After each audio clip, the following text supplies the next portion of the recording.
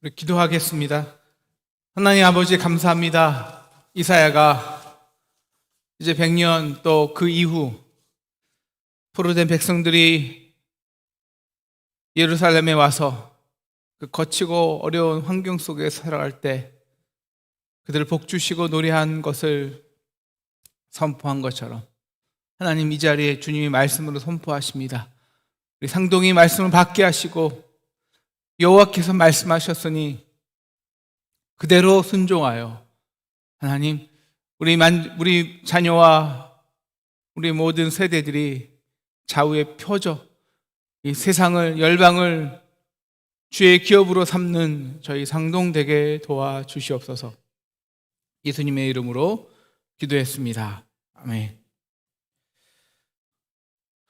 여인의 가장 아름다운 순간은요, 바로 어머니가 되는 순간입니다. 어머니라는 단어는 인간에게 허락한 가장 거룩하고 아름다운 단어일 것입니다. 바로 생명과 관계가 있기 때문입니다. 우리 인간이요, 그 무엇을 한들, 그 어떤 노력을 한들 그 생명이란 것을 창조할 수 있겠습니까? 그런데 그 생명들이 기적적으로 나와서 길러지고요, 그냥 생명력이 여기저기 뛰어다니다가 또 커지다가 그러더니 막 문화와 예술과 문명이 발달되고 가족을 이루고 사회를 이루고 국가와 민족이 탄생하는 것입니다. 그래서 여인이 어머니가 될 때요, 인류의 역사는 지속됩니다. 그래서 고대 사회에서 잉태와 출산을 경험하지 못하는 여인은 가장 저주를 받은 여인이 되죠. 그 가족이 이제 멸절당하고 다음 세대를 이어갈 수도 없습니다. 그것은 사회적인 종말을 의미하기 때문입니다. 그래서 야곱이 사랑했던 라헬은요, 그 자식을 못 낳는 것이 너무나 고통스러워서 남편 야곱에게 이렇게 말하죠. 내게 자식을 낳게 하라, 아니면 내가 죽겠노라.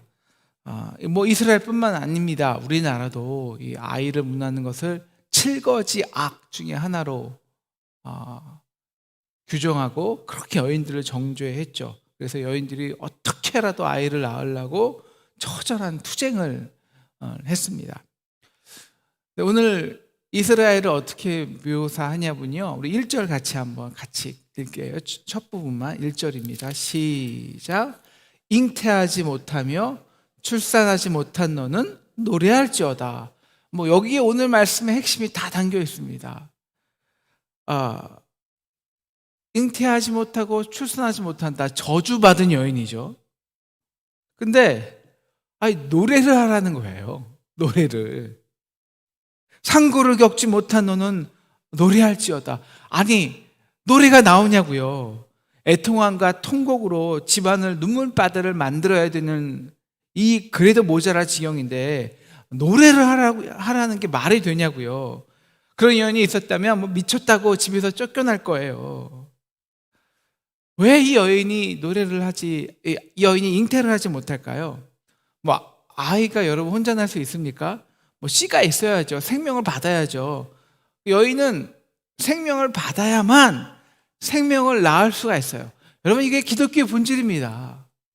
기독교는 생명을 받고 생명을 낳는 겁니다.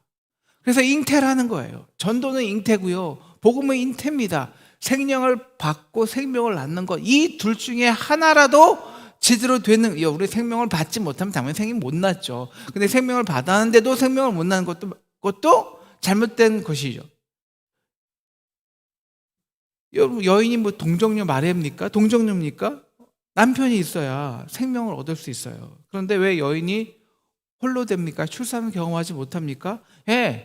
그 여인 스스로 남편을 집에 두고 집 밖을 나갔거든요. 가장 신실한 남편을 두고 어떤 남자가 우리 남편 정말 고리타분하잖아요.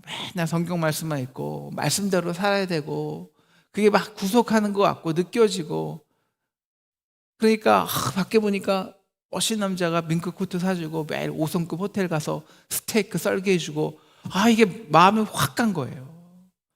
그래서 젊을 때 남편을 버렸다고요. 오늘 말씀에서 반대로 하죠. 내가 젊었을 때 버린 여자라고 하죠.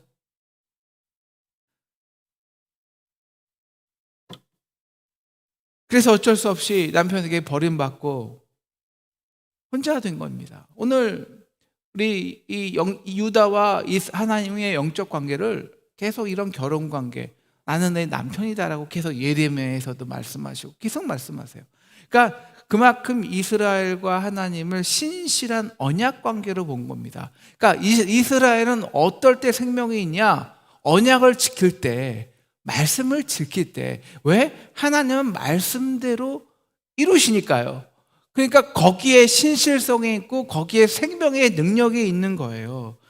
그런데 그 말씀을 지키지 않고 보이지 않는 말씀보다는 보이는 우상, 물질을 지키기 시작한 겁니다. 그래서 이스라엘은 unfaithful, 신실하지 못하다, 그걸 음행하다라고 표현을 하죠. 그래서 하나님의 말씀을 지키는 게 아니라 보이는 우상을 따라가는 삶을 뭐라 그러냐? 하나님은 성경 전체에서 음행한다라고 말하고 있어요. 음행한다.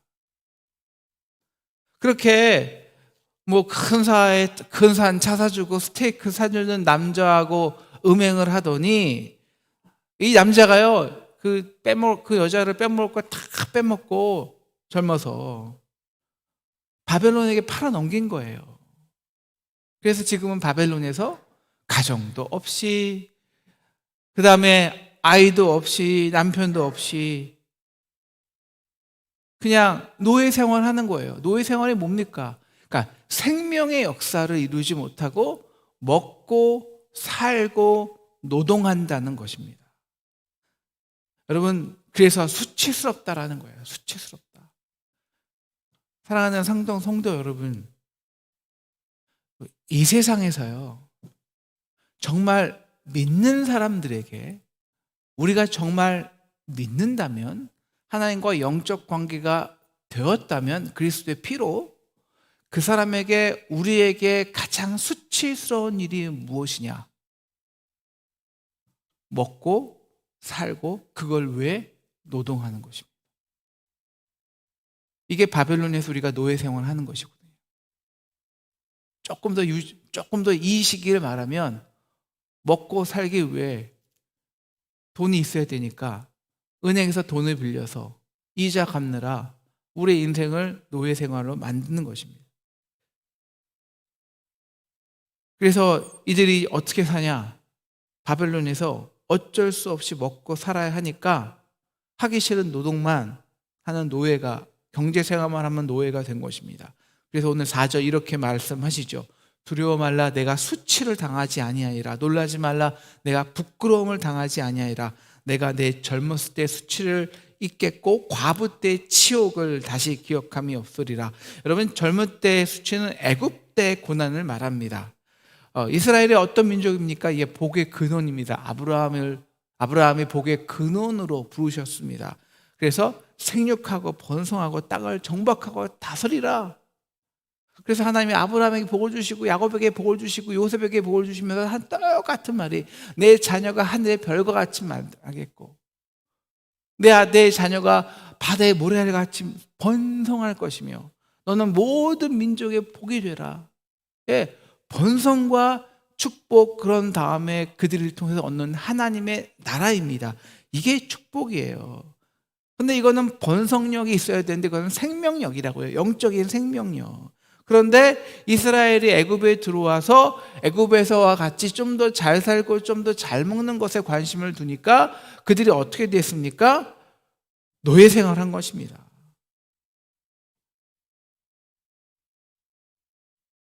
맨 처음에는요, 이 이스라엘의 생명력을, 출산력을 바로도 감당할 수 없었습니다. 감당하지 못했습니다. 그래서 이 애굽이 이스라엘의 출산력 때문에 제국이 고민을 한 거예요. 제국이. 왜? 생명의 능력이니까요. 이거 다 우리 민족을 다 차지하게 생겼거든요. 그런데 그 생명력은 없어지고요. 이스라엘의 남자들이 바로에게 다 죽음을 당했어요. 생명이 물질로 인해 죽음을 당했다는 겁니다. 이게 수치예요. 수치. 그래서 먹고 살기 위해 노동으로 자기의 삶을 소비하는 노예 근성이 베꼈어요. 그래서 나중에 애굽을 나가서도 나중에 고기 먹고 싶다고 애굽에 보내달라기까지 합니다.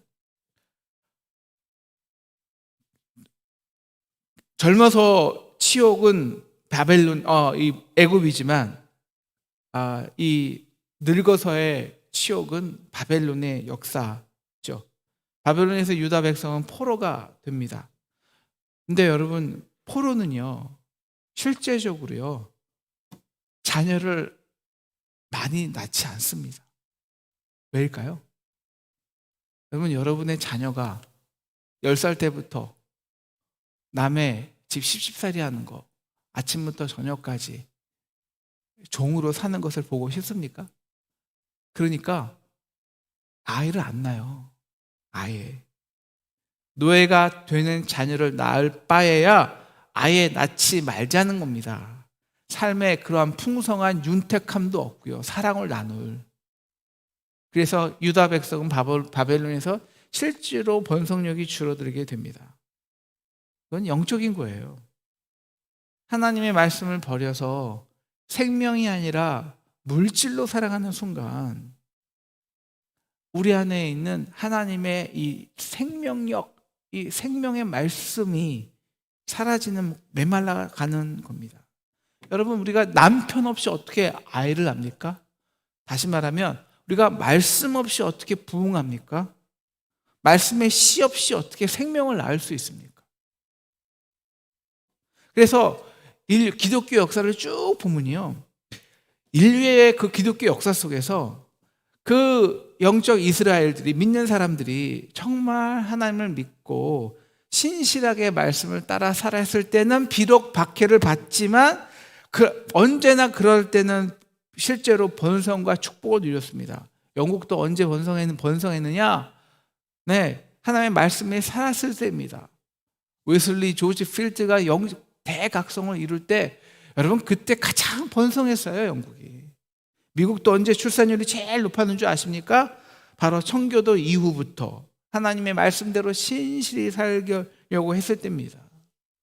한국도 언제 출산율이 높았을까요? 언제? 영적으로 가장 부흥기인 78년대입니다. 70년대, 80년대입니다. 이게 여러분 인위적인 해석이 아니라니까요. 여러분, 우리가 하나님의 말씀이 아니라 물질을 기준으로 삼고 바알을 기준으로 살면 당연히 우리는 말씀대로 산다는 것은요, 생명을 찾아 산다는 것은 쉬운 게 아닙니다. 십자가를 져야 되는 거예요. 근데 물질로 바알의 기준으로 살면 자연히 최고의 기준은 자신의 편안함입니다. 안락함입니다. 여러분, 결혼하면 편안합니까? 갈등과 고통과 헌신이 따르는 것이, 자기를 죽여야 되는 것이 결혼 생활입니다. 그래서 사회가 점점 개인주의를 넘어서 자기 자신을 우상을 삼는 사회가 되죠. 제가 연대에서 아이들을 가르치면요, 제가 꼭 결혼해야겠다. 여러분, 한 50명 반에서 5명도 안 돼요. 매번 물어봐도. 진짜 그래요. 왜? 가장 중요한 거는요, 자기의 삶입니다. 내 삶의 행복과 만족이에요. 자기 발전입니다. 아이가 아니에요. 생명력이 아니에요.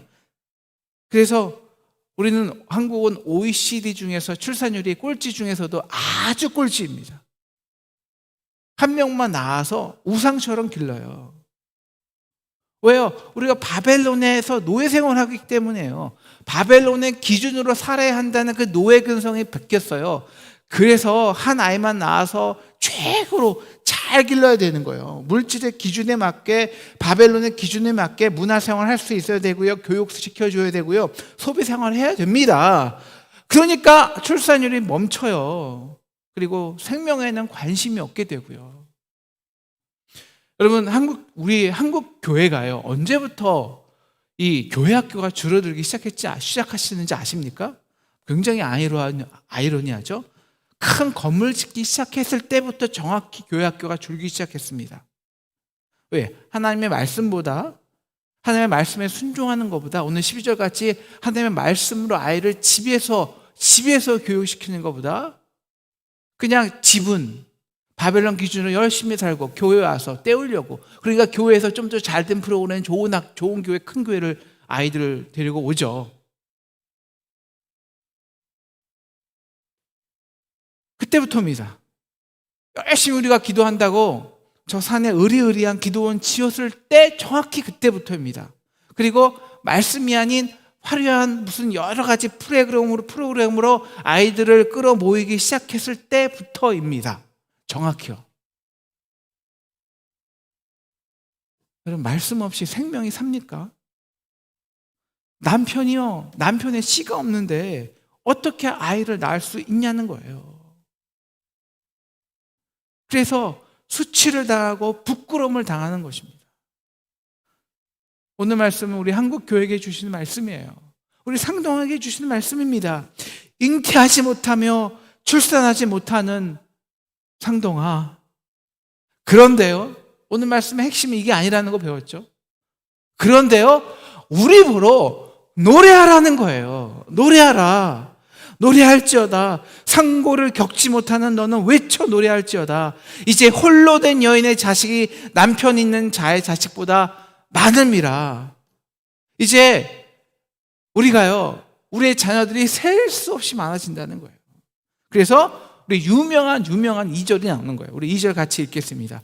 시작. 내 장막터를 넓히고 내 초소의 휘장을 아끼지 말고 널리 펴되 너의 줄을 길게 하며 너의 말뚝을 견고히 할지어다. 너가 할 수 있는 대로 제일 큰 조비를 지어. 장막터를 제일 크게 하고 말뚝을 가장 깊게 받고 견고히 해서 흔들리지 않게 해서, 왜? 내가 상상할 수 없이 너의 자손들이 많아진다니까요. 감당할 수 없이 번성될 것이라는 겁니다. 그래서 3절, 내 자손은 열방을 얻고 황폐한 성읍들을 황폐한 성읍들이 사람 살 것이 될 것임이니라. 물론 이것은 나중에 이스라엘 황폐한 이 예루살렘 속에서 회복될 자녀들이 번성될 것을 이사야가 100년 150년 후를 예측하고 선포하는 것이지만, 우리 교회와 한국교회와 우리 교회에 대한 선포이기도 합니다. 그런데 말이 안 되죠. 지금 한 명뿐이 없는데요. 아이 한 명도 없는데 무슨 큰 집을 지어요? 100평을 왜 지어요? 장막터를 넓히라고요? 넓힐 때 휘장을 아끼지 말라고요? 그럼 장막을 한 200평, 1000명 들어오게 지라는 거예요? 말이 안 되잖아요. 그럼 큰 건물 지어서 관리는 어떻게 하라고요? 근데 오늘 말씀을 많은 사람들이 오해합니다. 내 장막터를 넓히라? 이거 큰 교회 지으라고 하는 건 줄 알아요? 아니요, 절대 아닙니다. 물론 자녀들이 와야 할 공간은 중요합니다. 그렇다고 해서 큰 건물이 아니에요. 여러분, 장막은요 콘크리트 건물이 아닙니다. 한 번 지고 없어요. 영원히 거기 서 있는 게 아니라요, 장막은요 움직이는 거예요. 역사는 움직이는 거예요. 영향력은 움직이는 거예요. 그래서 내 장막터를 넓히라는 것은 너의 생명의 역사는 우리의 이 인간의 공간, 한 교회라는 공간을 넘어서기 때문에, 그래서 우리 상동교가 유명한 것이 이 역사라는, 이 건물이라는 공간을 넘어서 스크랜톤의 역사와 전덕기 목사님의 역사와 통한 복음의 역사는 생명력에 있어서 이 작은 우리는 이 공간이라는 것을 넘어서 저 부산까지, 저 해남까지, 저 경상도까지, 수원까지, 인천까지, 그리고 해외까지, 저 간도까지 그 장막터가 계속 넓혀졌다는 거예요. 영향력이. 왜? 생명이 있으니까. 그리고 생명을 담은 생명을 얻기 위한 사람들이 모이니까. 여러분, 제가 청년 선교 많이 해서 알아요. 물론 요즘 30, 40대 청년들은, 또 20대 청년들은 좀 디자인이 좋은 데에 와요, 사실. 어쩔 수 없어요. 아주 감각적인 곳에 옵니다. 그런데 그 감각적이라는 거에 우리가 생각하듯 이런 초호화판이 아니에요. 요즘 청년들은 언제 끌리냐? 저 공장이에요. 공장에서 아주 이런 장식 도구가 하도 없는 그냥 공장에서 양판장 딱 깔아주고요. 조명을 아주 딱 단색, 여러 가지 화려한 조명 안 좋아해요. 다 단색의 조명으로 해서 그냥 가운데 그냥 피아노 몇 개, 기타 몇 개 치고 치는 거예요. 그게 감각적인 거예요. 그게 디자인이에요, 그들에게는. 그런데 오죠. 그런데 오죠. 뭐 화려하고 번쩍빛은 이런 데 안 들어옵니다. 들어오려 하지도 않아요. 그리고 그들은요, 여러분의 젊은이들은요, 우리 젊은이들을 무시하지 마십시오. 우리 자녀들을 무시하지 마십시오. 그들의 관심은 딱 하나예요. 물론 보이는 거, 먹는 거, 좋은 거 맛집 찾아다니게 해요. 그런데 그들은 아직 생명 자라날 때이기 때문에요. 그들은 생명에 관심이 있어요. 진짜로. 생명에 관심이 있어요. 보이는 건 물질 관심 있는 거 있지만 어리면 어릴수록 생명에 관심이 있고요. 자기를 소망을 주고 자기의 불을 태우고 정말 영원한 가치 있는 공정한 공의와 정의와 사랑에 대한 생명에 관심이 있다고요.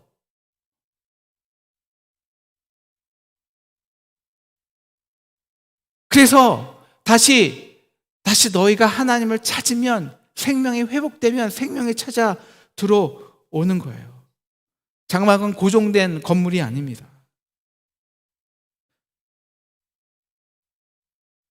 노래하라는 거예요. 그래서 노래하라. 이제 장막이 퍼지고 수없이 영향력이 있는 사역이 커지니까 그 사역을 준비하라는 거예요. 그래서 우리 젊은이들이 이 교회에 너무 넘쳐서 우리 장로님들이 우리 목사님 우리 장막 더 크게 지어야겠냐요 고민하게 되기를 축원합니다. 콘크리트 건물이 아닌 장막이에요. 왜? 좌우로 퍼져 나가는 겁니다. 그래서 이곳에서 여기서 부흥받고 여기서 생명력을 얻은 청년들이 다른 곳에 가서 교회도 세우고 이쪽에서 교회도 세우고 여러 가지 하나님의 선교도 시작하는 거예요. 이게 좌우로 퍼져서 결국 열방을 얻게 되는 겁니다. 그래서 이제 우리 교회를 통해서 수많은 이 땅에 스크란턴이 퍼져나가고 전도기가 퍼져나가고 섬나라와 먼 곳 백성에 하나님의 복음이 퍼져나가게 되기를 주님의 이름으로 축원합니다. 그래서 노래하라는 거예요. 노래. 근데 솔직히요, 노래가 되겠냐고요. 노래하라고 부르는데요. 아직 갇혀있는 거예요. 여러분, 이게 수치예요. 부끄러움이에요. 상처예요. 이게 오래 가는 거예요. 아직 보이는 건 그거니까. 우리 청년들 20명도 안 되는데요. 중고등부 15명도 안 되는데요. 우리 30, 40대 10명, 10가지 정도 안 되는데요. 그리고 그 수치, 그리고 그 상처와 아픔에 쌓여서 그 과거에만 쌓여 있는 거예요. 그래서 그런 우리를 보고 하나님이 딱 한마디, 이 말 한마디 합니다. 오늘에서 이 말 한마디가 가장 중요하죠. 그런 우리를 보고 5절입니다. 5절 같이 크게 읽겠습니다. 시작. 이는 너를 지으신 이가 내 남편이시라. 그의 이름은 만군의 여호와시며 내 구속자는 이스라엘의 거룩한 이시라. 그는 온 땅의 하나님이라 일컬음을 받으실 것이라. 여러분, 신앙생활은 이 두 개면 끝납니다. 천지의 하나님, 하늘의 하나님이, 여호와 하나님이 뭐라고요? 여호와 하나님이 나의 목자. 다시 말하면 하늘의 하나님이 내 아빠. 이게 하나면 끝나고요. 두 번째가 또 있어요. 나를 지으신 이가 내 남편. 여러분, 이 두 가지 신앙에 있으면 신앙생활은 끝납니다. 여러분, 나를 지으신 이가 내 남편이래요. 이게 어떤 말입니까? 이게 창세기 말이에요. 하나님이 나를 창조하셨잖아요. 나를 창조하셨으면 반드시 창조에는 목적이 있기 때문에 창조한 자에게는 너의 연약함에 그 뜻이 있는 게 아니라 너를 창조한 내 목적이 있다고. 근데 그 목적이 뭐야? 생육하고 번성하고 땅을 다스리고 정복해서 이 땅에 하나님의 나라를 세우라는 거예요. 그래서 번성하라는 거예요. 너에게 생명의 씨를 수없이 준다는 거예요. 그래서 너를 창조한 이가 내 남편이야. 다시 말해 너에게 무수한 생명력의 씨를 허락할 거야. 그래서 너를 통해서 이 민족을 복줄 거야. 이거는 이미 결정되었어. 아니 근데 지금 나의 고통은 뭐냐고요? 지금 나의 치욕은 뭐냐고요? 지금 나는 한 명도 아기도 없는데요. 그래서 이렇게 7절부터 말씀하시는 것입니다. 7절, 내가 잠시 너를 버렸으나 그 긍휼로 너를 모을 것이고. 여기서 잠시라는 표현은요, 그 레가라는 뜻인데요, 이거는 그냥 정말 눈 깜짝할 사이라는 뜻입니다. 찰나의 순간이라는 것이죠. 여기서 이 하나님과 우리와의 인식 차이가 있습니다. 인식 차이. 어떤 인식 차이냐? 여러분, 우리는 수치를 당하잖아요. 다시 우리는 지금 하나님께 매를 맞고 있잖아요. 그럼 그 시간이 정말 영원한 것 같아요. 70년 영원한 것 같아요. 우리 민족이 36년의 일제 고통받을 때 영원한 것 같아요. 근데 하나님은 그 순간이 내가 눈 깜짝할 사이라는 거예요. 왜 그럴까요? 우리는 죄인이고, 그래서 우리는 언제나 죄에 대해서, 심판에 대해서 두려워하지만 하나님은 끝없이 영원히 오늘 말씀처럼 큰 긍휼로 너를 모을 것이다. 우리를 영원히 사랑하시는 분이기 때문입니다. 그래서 하나님의 채찍은 하나님의 영원의 사랑과 긍휼을 위해서는 반드시 필요한 찰나 같은 순간이 필요하다는 거예요. 제가요, 요새는 조금, 사준이가 한 1년 전만 해도 이제는 좀 컸다고 조금 덜 하는데, 제가 사준이 얼굴을, 약간 화난 얼굴을 딱 보잖아요. 그럼 그 순간 얼어붙어 갖고 5초 후에 눈물을 글썽여요. 정확히 5초입니다. 말은 못해요. 그냥 다 바라만 봤는데 정말 심각하게 바라보는 거예요. 그리고 나중에는 눈물을 툭툭 흘리면서 아빠에게 버림받는 같은 상처를 받아요. 제가 하준이를요, 가끔 엉덩이를 때릴 때가 있습니다. 제가 얼마나 때릴까요? 제가 뭐 아동폭력 하는 거 아닙니다. 그냥 한 두세 번 몇 초 때리는 거죠. 그러니 하준이는 마치 모든 세상이 멈춰 무너져 버리는 것 같은 그런 두려움을 느끼고 절망을 느끼고 아파하고 고통스러워요. 더 이상 해서 못 때려요. 한 2초, 2, 3초 때리면 못 때려요. 여러분, 제가 때릴 때 어떤 마음으로 때렸을까요? 사랑하는 마음이요. 한두 번. 물론 그게 영적인 영혼의 기준에서는 70년도 되고 20년도 되고 40년도 되는 거예요. 70년? 하나님의 영혼의 사랑에 비하면 찰나의 기준입니다. 왜? 하나님은 아시니까요. 야, 나 너 절대 안 버려. 내가 너를 지었고, 내가 너의 남편이고, 내가 너를 노년 100세까지 업어줄 건데 너를 어떻게 버리니? 그런데요, 이 수치에 있는, 지옥에 있는 이 바벨론에 있는 사람들은요, 다시 예루살렘에 와서 그 황폐한 곳에서 하나하나 돌을 쌓아야 되는 자식 없이 고통당하는 백성들은요, 그게 영원한 것 같은 거예요. 영원한 거. 근데 야, 너 남편 누군지 알아? 네 남편이 대통령이야? 여러분, 대통령 부인, 영부인도 별로 그렇게 행복하지 않더라고요. 네 남편이 백만장자야? 여러분, 백만장자 부인 그렇게 행복합니까? 네 남편이 브래드 피트야? 브래드 피트 지금 이혼하고 있대요. 이혼소송하고 있대요. 내 남편은 내가 내 남편이신지라. 그 남편이 누굽니까? 6절. 그 남편이 누구예요? 만군의 여호와예요. 만군의 여호와. 이스라엘의 거룩한 이시예요. 그리고 온 땅의 하나님이라. 온 땅의 하나님. 그분이 내 남편이에요. 그래서 우리에게 그 영원한 성을 이렇게 설명하세요. 우리 10절 같이 크게 읽겠습니다. 10절입니다. 시작. 산들이 떠나며 언덕들은 옮겨질지라도 나의 자매는 내게서 떠나지 아니하며 나의 화평의 언약은 흔들리지 아니하리라. 너를 긍휼히 여기시는 여호와께서 말씀하셨습니다. 네, 이게 우리에게, 여러분의 가정에게, 우리에게 주시는 하나님의 약속이에요. 너를 지으시니까 내 아버지야. 너를 지으시니까 내 남편이야. 그렇기 때문에 우리가 지금 어떤 상황에 있어도, 어떤 지역에 있어도, 어떤 고난이 있어도 너 걱정하지 마. 하나님의 자비는 영원해. 산들이 떠나며 언덕들이 옮겨져. 이거는 불가능하다는 거예요.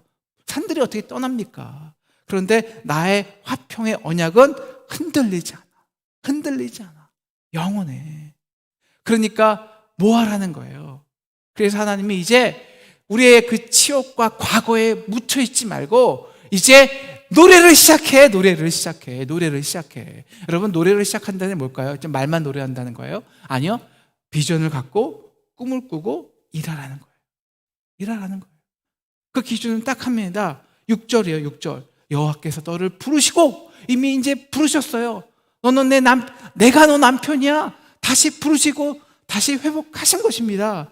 그리고 그렇게 말씀하셨어요.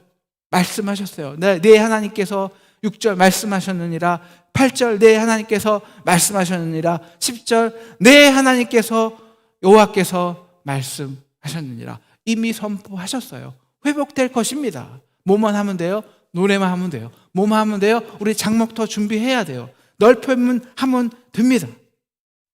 이제 하나님은 상동을 부르십니다. 한국교회를 부르십니다. 잉태하며 출산하지 못한 너는 노래할지어다. 우리가, 여러분, 이건 꼭 뭐 경격뿐만이 아니라요. 여러분, 어떤 시대나 아픔이나 조직이나 가족이나 이 아픔이 있어요. 이 아픔이라는 게 그냥 아픔이 아니라 오래 20년, 30년 축적된, 그래서 치욕스러운, 그래서 결코 바뀌지 않을 거야. 우리 상동은 안 돼. 뭐 이런 아픔이 있어요. 어느 교회나 어느 집단이나 쌓여오는. 근데 그게 하나님에게는 찰나의 순간이라는 거거든요. 찰나. 근데요, 그 아픔과 고통과 부끄러움의 역사가 어떻게, 그 문제와 갈등이 어떻게 해결될까요? 여러분, 문제 속에서는 결코 해결이 안 돼요. 문제는요, 비전으로만 해결돼요. 비전으로. 하나님의 말씀의 비전으로만. 그 문제와 갈등을 풀려 해서는 절대 인위적으로 풀리지 않습니다. 문제는 노래할 때 풀려요. 노래할 때. 하나님의 말씀을 받았을 때. 그래서 노래할 때. 그래서 새마을운동 어떻게 시작했어요? 노래했지 않습니까? 노래. 이게 노래한다는 게 뭡니까? 우리 안에 있는 생명력을 끌어올리는 거예요. 뭘로? 말씀으로. 그래서 비전을 바라보고 일하기 시작할 때, 그럴 때 문제는 따라오는 거지, 저절로 따라와 해결되는 거지, 거기서 문제를 해결할 수 있는 게 아니에요. 그렇기 때문에 우리는 노래해야 합니다.